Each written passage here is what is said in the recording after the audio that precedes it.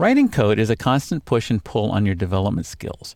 First, you write some code and test it to see if it works the way you intended. Then as the project progresses, you think about ways to improve and change the code.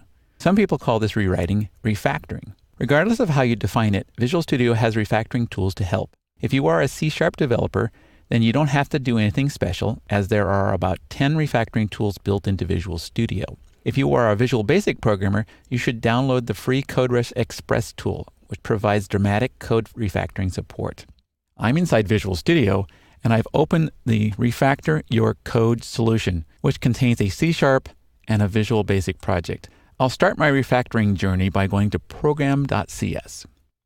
A common refactoring is when you need to rename something. I'm going to rename this variable. So I'll put my cursor on the variable, then I'll right-click and choose Refactor. Then I'll choose Rename. Also note the keystrokes, Control-R, Control-R. Now during this refactoring, a dialog box will appear. I can type in my new variable name, and then I can choose to preview the changes inside a dialog. I can also choose where to search for this word. I'm going to click OK, and here's my preview screen. It shows that it's going to change line 13. It's a little bit harder to see, but it shows it's also going to change line 18. These changes look good to me, so I'm going to click the Apply button, and I successfully changed those 2 lines of code. Next, I want to save the method name. So I'll click on the Save Book, which I'm using twice. I'm using on line 21 and on line 18. I'm going to click here and use the keystrokes, Control-R, Control-R. Make a slight change, call this Save the Book. Again, choose to preview reference changes, and it shows in my preview screen several places where this code is going to be updated. I can click through these different elements up here to look. I'll click on Apply, and if I look in the book.cs file, I'll also see that it changed it successfully over here. Next, I want to go to the MathLib file and show you the extract method refactor. I look at this code and I'm thinking, I want to reuse this in my application. It shouldn't live entirely inside this calculate paint needed method. So what I can do is come over here, choose Refactor, Extract Method. I'll get the dialog box again. I think the new name should be called Calc Area.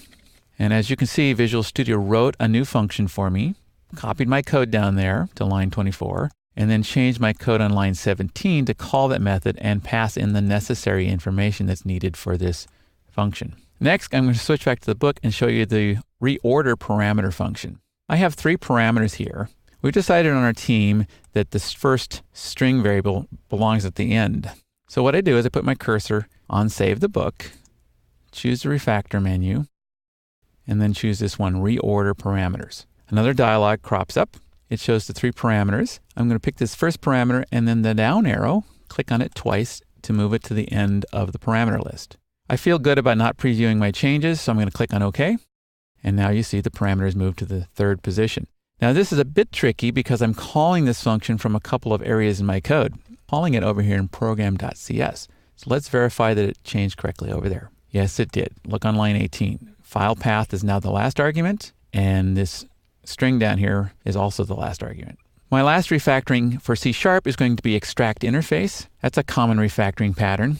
I'm going to go to this book class, and I want to take these 2 properties, title and price, and I want to pull them out of the class and put them in a common interface. So I'll choose the book class, invoke the refactor menu, choose extract interface, and then look at this interface name and see if it meets my requirements. I like iBook. Next, I come down and I choose the 2 properties. I want to leave the method inside the class, and then click OK. Visual Studio creates a brand new file over here, ibook.cs, extracts my interface, and then correctly fixes up my code in the book class to implement that interface. If you're a Visual Basic programmer, you don't have refactoring in Visual Studio by default. The good news is if you like what you see in Express, it's also available for C# programmers. If you plan on following along with me in this demo, you need to install the Express tools. I've included those in the installer folder inside your exercise file folder. So you go to installers and then run this Express installer. When I ran Visual Studio the next time after installing DevExpress, it asked me how I would like to run DevExpress, and I told it to let me load it manually when I start up the application. So I'm going to go to this menu, DevExpress, and pick Load. Immediately, you'll see some changes in my C# code. It's now drawing a red line between my curly braces, and other colored lines between like my if statements here. It will also do the same thing over in my VB code. There are more refactoring tools in Visual Studio. I've only shown a few of them in this movie. If you like Visual Basic, then check out the VB refactoring title in this chapter.